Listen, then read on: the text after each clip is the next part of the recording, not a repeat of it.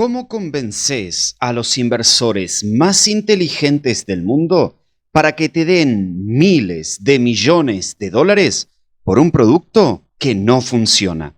¿Cómo logras que gente como Masayoshi Son, el hombre que construyó un imperio tecnológico, invierta 10.000 millones de dólares en una empresa de oficinas compartidas? ¿Cómo conseguís que Henry Kissinger, ex secretario de Estado, Premio Nobel de la Paz, ponga su reputación y su dinero en una tecnología médica que desafía las leyes de la física? La respuesta no es datos sólidos, ni tecnología real, ni modelos de negocio sostenible.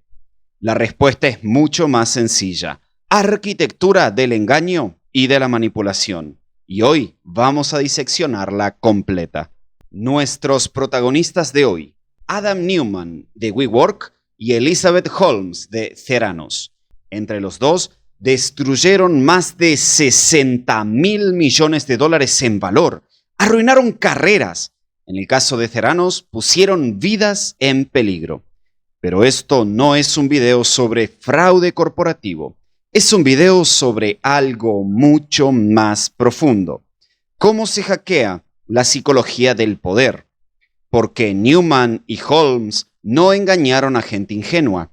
Engañaron a billonarios. Sí, con esa B larga de muchísimo dinero. Ex secretarios de Estado, generales retirados, los llamados titanes de la industria. ¿Cómo pudieron conseguirlo? Simple, tocaron su pecado capital, el ego. Vamos a profundizar en estos dos casos, el de WeWork, para el ego de ser visionario, y Theranos, el ego de ser el salvador. Y al final de este video, las lecciones que necesitas aplicar para no ser el próximo que cae. También, antes de empezar, te quiero hacer una invitación. Abajo en la descripción te dejo el enlace a mi canal de WhatsApp. En este canal voy a publicar en solo unas horas el enlace a mi curso de manipulación. Más de 29 horas, más de 101 lecciones con PDFs y material de respaldo. Vas a aprender a defenderte, a protegerte y a detectar la manipulación. Muchas técnicas que hoy funcionan y que utilizan ex agentes de la CIA, operadores de inteligencia y contrainteligencia, especialistas de operaciones psicológicas y psicosociales y mucho más, te lo comparto de una forma organizada y sencilla. Después de esta formación, jamás vas a volver a caer en ninguna estrategia de manipulación. Hablemos entonces de WeWork. En su pico estuvo valuada en 47.000 millones de dólares, más que Ford, más que Delta Airlines. ¿Qué hacía realmente WeWork? Alquilaba oficinas y las subalquilaba. Eso es todo. Absolutamente nada revolucionario, nada tecnológico. Pero Adam Neumann, el creador, convenció al mundo de que era algo más, mucho más. Y la clave estuvo en 3 tácticas específicas que utilizó. La primera táctica es el reencuadre estratégico, y lo hizo de una forma magistral. Neumann no vendía WeWork como una empresa de oficinas, porque la verdad es que si lo hacía, la comparación era contra Regus o contra IWG, empresas de coworking que son tradicionales. Bajo ese marco, quizás WeWork hubiera cotizado en 2.000 millones, no 47.000 millones. Entonces, Neumann hizo algo brillante.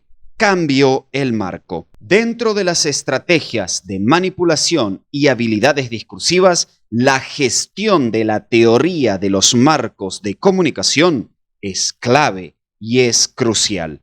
Cuando aprendes a gestionar y a dominar el marco, dominas la conversación. Entonces, WeWork no era una empresa de oficinas, era una tech company, una compañía de tecnología, una sede de networking social física, un movimiento.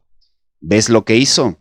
Ahora, la comparación no era contra Rebus, era contra Facebook, contra Uber, contra Airbnb. Y bajo ese marco, 47 mil millones parecían razonables. Esto, en comunicación estratégica, se llama framing por analogía. Vos no cambiás lo que sos, cambiás con lo que te comparan. Y ese cambio multiplica tu valor por 20, 50 o 100. Segunda táctica, utilizaba un lenguaje trascendente. Newman utilizaba frases como: queremos elevar la conciencia del mundo. Estamos acá para cambiar el mundo juntos. Una vez que eliges entrar a WeWork, vos elegís formar parte de algo más nosotros que yo. WeWork es una forma de vivir. ¿Qué significan en la vida real estas frases? Absolutamente nada. Son grandiosas, son inspiradoras y completamente vacías. Pero esa es la genialidad. No podés refutar absolutamente nada si es que no tiene una definición concreta. Si yo ahora te digo, vamos a elevar la conciencia del mundo, ¿cómo me contradecís? ¿Qué métrica usarías para medir esto? Y acá viene la conexión con agilidad. En el mundo ágil, esto se llama maquillaje o lavado de agilidad. Estas empresas que hablan de cultura, de visión, de transformación, para tapar la falta de una estructura real, de métricas concretas, de resultados medibles. La verdad es que Newman era un maestro de esto. Y te cuento algo, funcionó. ¿Por qué funcionó? Porque tocaba el ego de los inversores. Vos no estás invirtiendo en oficinas, estás invirtiendo en cambiar el mundo. Sos un visionario, como yo. Como ves, Newman utilizaba dos técnicas. En primer lugar, la vaguedad estratégica combinada con un lenguaje trascendente. Y luego, maquillaba con agilidad su empresa. Términos que si trabajas en la industria del software también conoces. Luego utilizaba una tercera táctica, el culto corporativo, narcisismo colectivo. Newman trataba de crear prácticamente un culto. Fiestas extravagantes, alcohol ilimitado, un sentido de familia, de ser parte de algo especial. Esto es love bombing corporativo. Los empleados ignoraban las señales claras, el despilfarro, los jets privados, compras irracionales. ¿Por qué lo ignoraban? Porque se sentían parte de una misión y compartían una visión. Mientras tanto, Newman vendía sus acciones por cientos de millones de dólares. Esto no es visión, esto es un cinismo calculado. Y además, tocaba el ego de inversores como Masayoshi Son. Vos no sos un inversor común, sos el que ve lo que otros no ven, el visionario global. Son invirtió 10.000 millones en un modelo de negocios que perdía dinero con cada metro cuadrado alquilado. Newman tocó el ego de ser visionario. Elizabeth Holmes tocó algo mucho más poderoso aún. ¿Qué es esto? Elizabeth tocó algo mucho más poderoso, el ego de ser el Salvador. Si Newman vendía trascendencia abstracta, Holmes vendía salvación concreta, revolucionar la medicina, salvar millones de vidas, democratizar el acceso a la salud. Y para lograrlo, usó las mismas tres tácticas, pero las llevó más lejos, muchísimo más lejos. Y lo hizo hasta cruzar la línea del fraude criminal y obviamente fue sentenciada a prisión.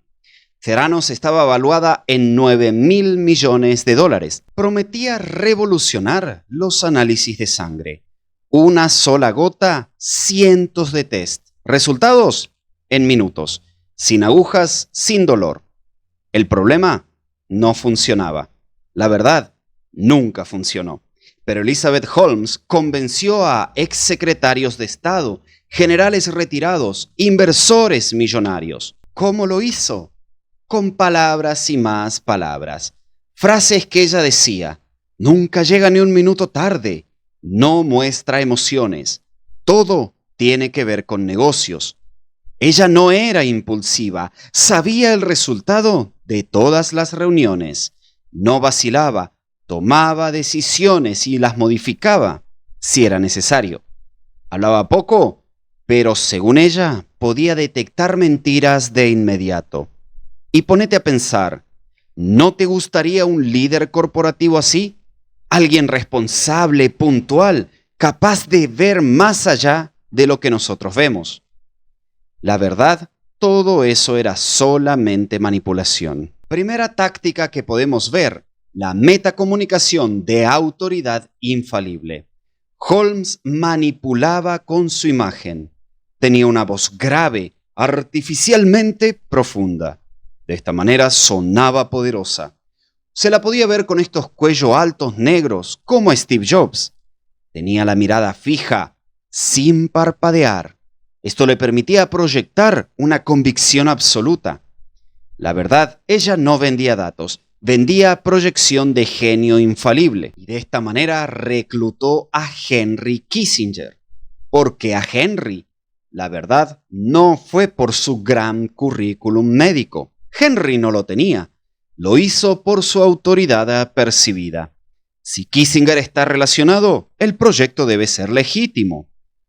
Holmes jugó de una forma estratégica y tocó su ego. Usted no es solo un ex secretario de Estado. Usted es un visionario, un estadista que entiende el futuro. Y este es el futuro de la medicina. Kissinger invirtió millones de dólares. Y luego llegaron otros. La familia Walton, partícipes en la cadena minoritaria Walmart, James Mattis, William Perry. Todos pusieron su reputación y su dinero en una tecnología que desafiaba las leyes de la física. Segunda táctica: finge hasta que lo logres. Pero ella lo hizo llevado a un extremo criminal. En el mundo de la tecnología y las startups existe el concepto de MVP, Producto Mínimo Viable. Lanzás una versión muy básica y empezás a iterar. Luego mejorás con feedback. Holmes torció este concepto. Su máquina no funcionaba. Jamás había funcionado. Pero, en lugar de simplemente admitirlo, ella decía: estamos iterando. Pero acá hay una diferencia crítica. Si vos estás creando un software, una aplicación, un sitio web, esta estrategia de los MVP funciona, es aceptable. Si tu aplicación falla, la verdad es que nadie muere. Pero en salud, los resultados falsos condenan a personas. Y esto es exactamente lo que pasó con esta empresa. Pacientes recibieron resultados incorrectos. Algunos fueron mal diagnosticados. Otros recibieron tratamientos que no necesitaban. Mientras tanto, Holmes mentía a los inversores. Nuestra tecnología se usa en el campo de batalla. El ejército la usa. La verdad, todo era puro humo. Pero tocaba el ego de los inversores. Ustedes no están invirtiendo en tecnología, están salvando vidas. Ustedes son héroes. Kissinger y los demás querían creerlo, porque se sentían salvadores. Y así les aplicó la tercera táctica: gaslighting aplicado a escala corporativa. Cuando los ingenieros le decían la verdad: Elizabeth, esto no funciona, ella los despedía o los demandaba. NDAs agresivos, estos acuerdos de confidencialidad, literalmente los silenciaban. Y en el caso de Tyler Schultz, es el nieto de George Schultz. Cuando Tyler, que trabajaba en Theranos y empezó como interno, él empezó a hacer preguntas, a cuestionar estos resultados. Y Holmes lo persiguió, hasta el punto donde su propio abuelo George tuvo que elegir entre su nieto o la visión de Elizabeth Holmes. ¿Qué crees que pasó? Eligió a Holmes durante meses. Ese es el poder del gaslighting corporativo. Haces que la gente dude hasta de su propia realidad, de las personas en las que confían. ¿Y qué logras con esto? Mantienes el control, pero lo tienes solamente hasta que todo colapsa. Entonces, ¿qué aprendemos de todo esto? De estos dos casos y millones de dólares perdidos. En primer lugar, el lenguaje trascendente, sin métricas concretas, tiene que ser una señal de alarma. Si el líder de tu empresa habla de elevar conciencias, pero no puede mostrarte un Springboard Down, tenés un problema. Lección número 2. Los títulos y las reputaciones no siempre validan la realidad. Fíjate por un momento en el patrón que ves acá. Henry, James, William, George, todos eran exsecretarios de Estado o de Defensa. Incluso Henry tenía un Nobel de la Paz. No era la tía Elvira a la que engañaron con una llamada y donó dinero. Eran gente que realmente sabía, entendía el mercado. La familia Walton, inversora de la cadena minorista Walmart, una de las cadenas más poderosas del mundo. Y aún así, aunque tienen el currículum, aunque tienen la experiencia, igual pueden caer. Y este es el peligro principal de la manipulación. Todos podemos caer. Y lo peor de esto es que aunque tengas grandes nombres en tu mesa directiva, los apellidos no hacen que la tecnología funcione. En tus proyectos, si tu stakeholder más senior dice que algo funciona, pero los datos dicen lo contrario, mejor confía en los datos. La lección número 3. El gaslighting corporativo mata la retrospectiva real. Si en tu equipo las personas que señalan problemas son castigadas, son ignoradas o son despedidas, no estás en un equipo ágil. La verdad, estás en una versión distorsionada de un culto. La diferencia entre un líder visionario y un manipulador es la transparencia ante el error. Ambos, la verdad es que venden un futuro, pero el manipulador castiga a quien señala el presente. Espero que este análisis te sirva para que prestes atención en tus negociaciones, no para volverte más cínico, sino para volverte lúcido. Si querés profundizar en estos temas, tengo otros análisis en el canal. En el primer video de mi canal, hablo por qué hice esta transición de la agilidad a inteligencia y contrainteligencia. Además, te explico el por qué empecé a estudiar estos patrones. Y el video de cómo detectar a un manipulador te muestra cómo estas técnicas ya se usan en tiempo real y de qué maneras las puedes encontrar. Te los dejo al final. Soy Gastón Galarza y esto no es agilidad de manual. Esto es la realidad corporativa. Nos vemos en el próximo análisis. Aprende a protegerte. Chao, chao.